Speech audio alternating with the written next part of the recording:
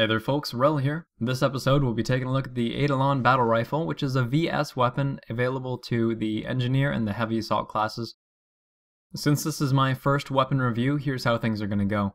I'll lay out the specifics of the weapon, then look at the attachments before talking a bit more about the strengths and weaknesses of the weapon itself.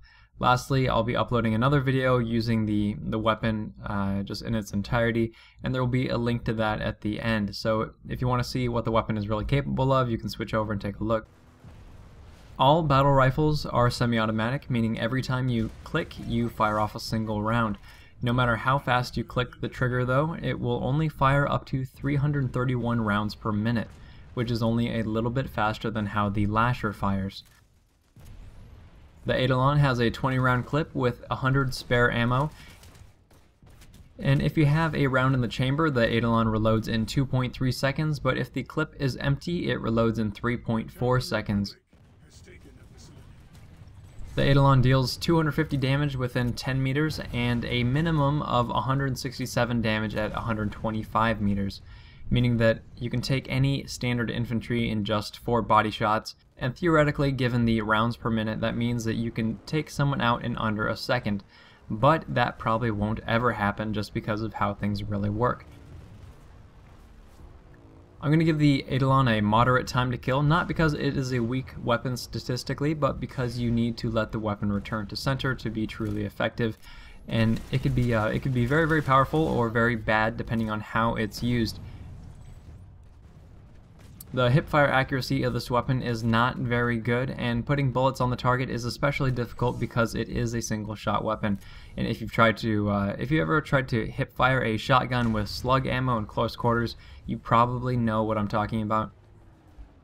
The recoil pattern is a predictable up and right motion, which you'll definitely notice if you're spamming the trigger, but the weapon's best quality is probably that it returns to center very, very quickly.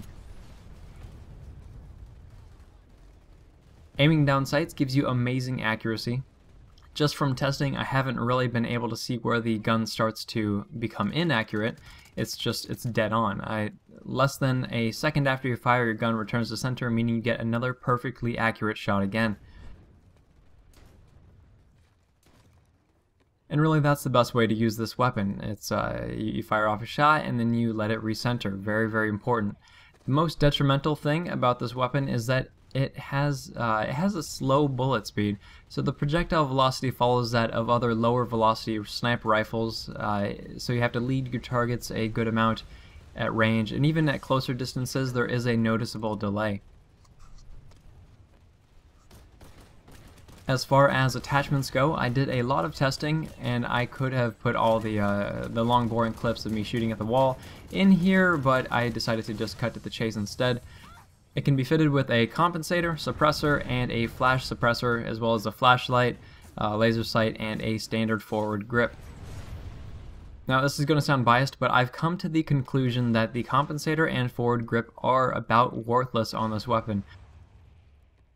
The only two attachments that I'd recommend are the flash suppressor, because it won't give the weapon a downside, and the laser sight, which helps tighten up your first few hipfire shots. The compensator and forward grip held no notable beneficial differences in my testing, and primarily because they don't help with how the gun actually works. You know, even when a compensator is equipped, firing rapidly makes the weapon scale very quickly. You know, that vertical reduction doesn't feel like it's there. So you'll need to be dragging the weapon down the same as you normally would, and any changes that there might be for helping your crosshairs return to center simply aren't noticeable. The forward grip doesn't feel like it does anything, and please correct me if I'm wrong, you know, as is known to happen. But really, just stay away from these attachments. I don't see the suppressor being very effective either, just because of how much it nerfs your damage at range, and also the two classes that can equip this weapon aren't exactly the most stealthy in the game, so the usefulness of a suppressor is extremely limited. For scopes, I recommend the 3.4x or a 4x scope, and I've played a lot with both the 1x scope in hopes of making the weapon a little bit more effective in close quarters, and with a 4x, and I can say with confidence that the 4x is better overall, because this weapon is definitely meant for longer ranges. So my attachment suggestions again for this weapon: 4x scope, laser sight, flash suppressor. These three things will make the weapon as effective a tool as it's ever going to be. When it comes to actually using the weapon though, it does take a little bit of finesse. Now before we get into the general weapon strategy, I want to address why you would ever even consider using this weapon over an LMG or a carbine. And my thoughts are that it opens up another playstyle, a precision ranged playstyle that takes some more skill to be effective. If you're looking to challenge yourself with a low firing rate and projectile speed, but a very powerful bullet damage, this is the weapon you want to try. It can turn the heavy assault and the engineer classes into powerful range supports.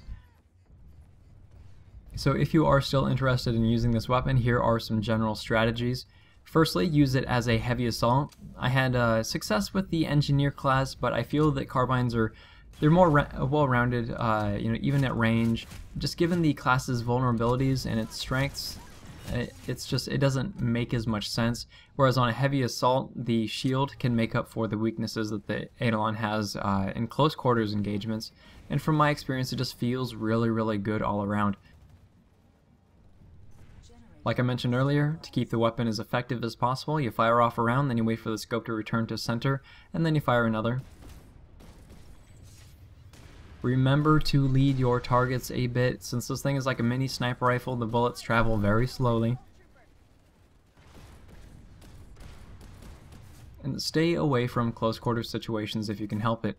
Medium to long ranges are best. Overall, I think the Eidolon battle rifle is only worth purchasing if you have money to throw around and you're in the mood to try something different, or if you really want to challenge yourself.